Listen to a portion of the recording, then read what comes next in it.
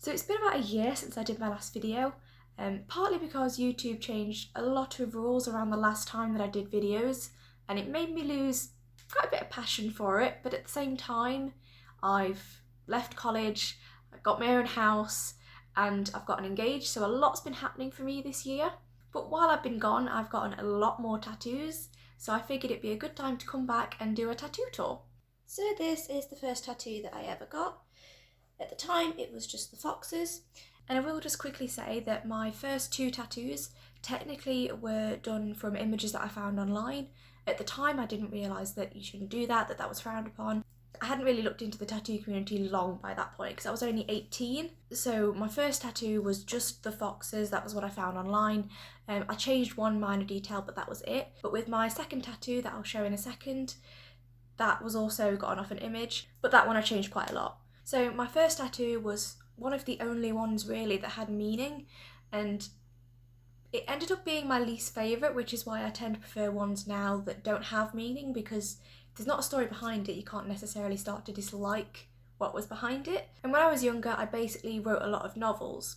I thought they were going to go somewhere, I thought I was going to get them published, all this other stuff, and it's still not finished, the main novel that I was writing, that the foxes are based off for me.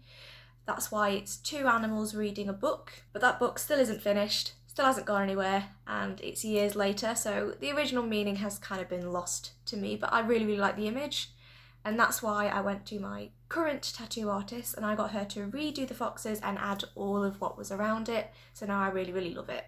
And pain-wise, that one was not bad at all. I don't think fire ones are bad. I do use numbing cream, but the numbing cream wears off after the initial outline, so I can still talk about pain. I find that the outer of limbs, or the outer parts of the body, tend to hurt a lot less than inner. So the inner thigh for me really hurt and I had to keep getting up and walking around, whereas most of the outline and the outer thigh I sat for 7 hours pretty much fine. The second tattoo I ever got, by far the most painful for me. It was the only one where I was close to tears and I had my head in my arm for most of it. That was my rib tattoo, and that's that one. But like with the foxes, I did get that image online. I can find that original image and I can put it up. I changed the flowers to leaves.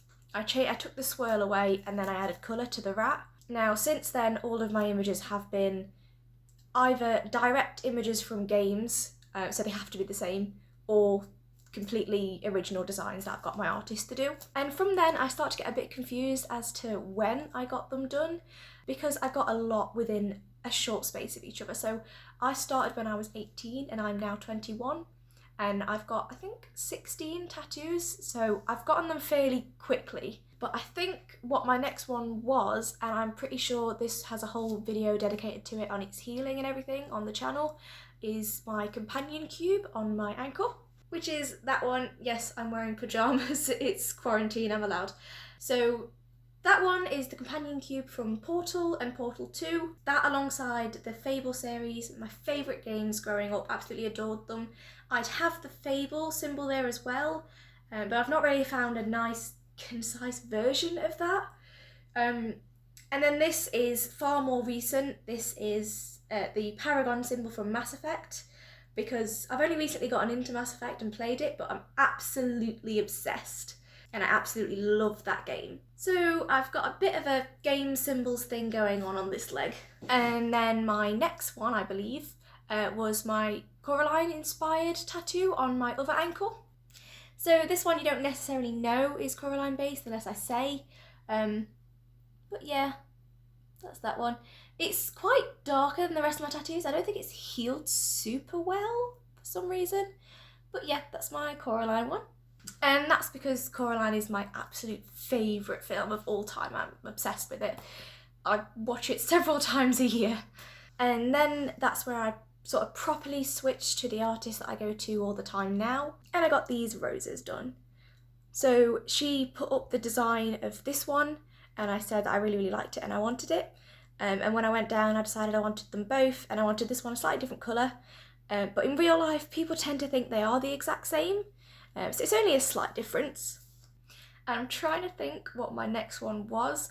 So I'm probably going to abandon the in order thing because it gets really muggy from that point on. So all my ankle tattoos, they hurt. They weren't my worst ones. I found the Coraline one hurt more than the other two, but obviously that's because there's more detail in it and the same areas going over and over again that didn't have to happen with the other two. But they weren't bad by any means, not compared to some of my others. These roses absolutely killed. They weren't as bad as my ribs, but they weren't pleasant.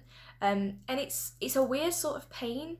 It was mainly these parts. Everyone told me to worry about the collarbones, but it was more this part because it felt like it was an inner chest pain. It was very, very weird.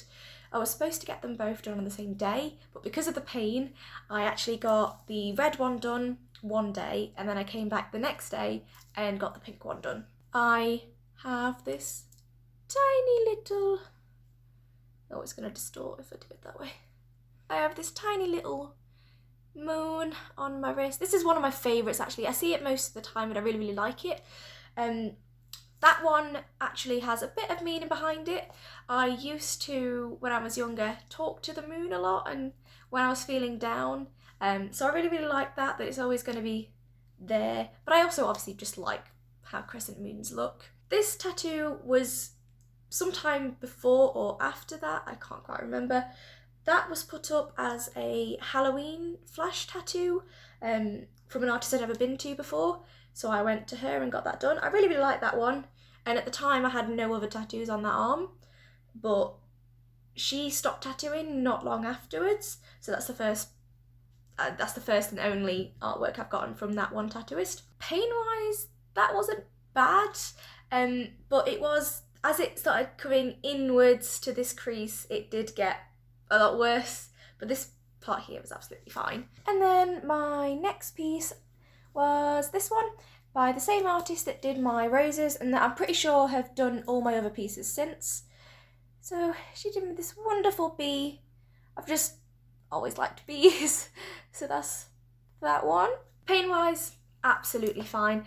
Like I say, I think the outer version of limbs and the outer parts of the body don't really hurt. I think they're just fattier, to be honest. But the inner parts hurt a lot more in my experience. And after I got that done, and I really, really liked it, I realised that I wanted a full sleeve done in the same sort of style. So my arm is sort of a garden theme, and I really, really trusted my artist by that point. So I just said to her, I just want a garden themed arm, like how you've done my others. And she just designed the rest of the arm. It's not completely done yet.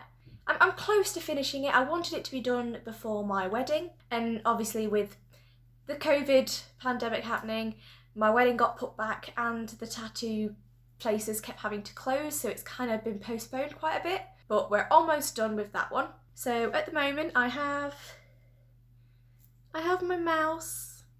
I'm really bad at angling this. Yeah, that's my mouse. I'm going to be putting some photos up next too because I'm showing these off terribly. There we go. And I'm doing this in a weird order because that was like the last one I got. So I've got this like jackal rabbit design.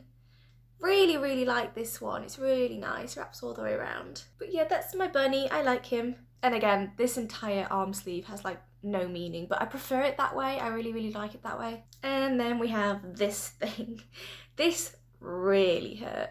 I ended up, for the first time with all my tattoos, getting the outline and the actual colouring done separately with this one, because after the outline, I couldn't sit for the rest.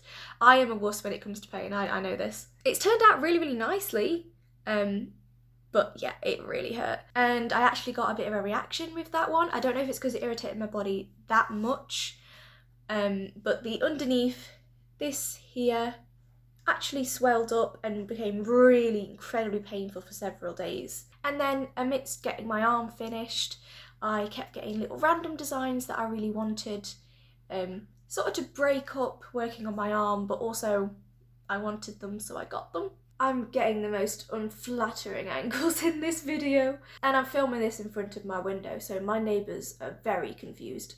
But this is another little foxy. So foxes are my favourite animals, that's why I've got 2. I wanted even more, but I probably need to keep it at the 2 that I have.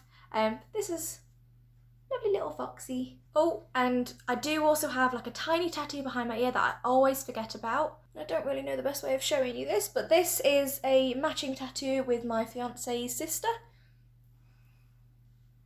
I have no clue if I got that on camera or not, but if not, I've got photos. The one behind my ear weirdly hurt.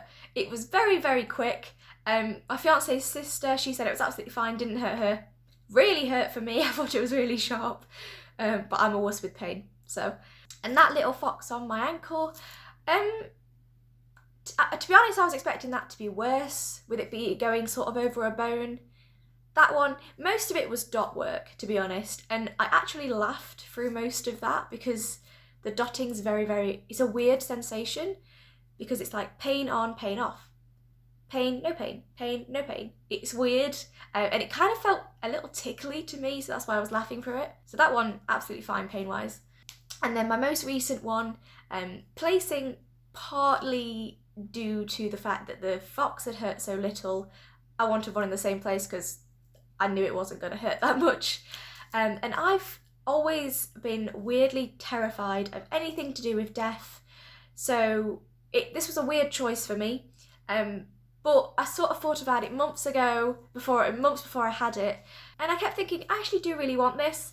To me, it's kind of seeing the beauty that can come with death in a weird way. It's hard to explain, but it's actually one of my favourite ones now. I really, really like it. And that's this. So, my little skelly girl with roses. And all my other tattoos are coloured. But I intentionally chose to keep that black and white, and I'm really, really glad that I did because I really like it that way. So I think I've covered them all. I'm probably forgetting one somewhere. And this is my first time back to YouTube in quite a while, so I'm not sure if the lighting's good or if the audio's good because I'm using a different phone to record than I did before. If you have any questions or you think I've missed anything, comment down below. I tend to reply to comments as often as I possibly can, unless I absolutely don't know how to answer them, or if I think I'm not the right person to be answering them. I'm in no means at all a professional, anything like that. I'm a tattoo enthusiast and a piercing enthusiast, and I can help and advise in some aspects, but I'm not a professional, so I'm not going to answer any questions as if I am. And I think that's everything. I'm hoping to come back and do other videos, so if you've got any ideas for any videos that I can do, please drop them down below. And yeah, hopefully I'll see you next time.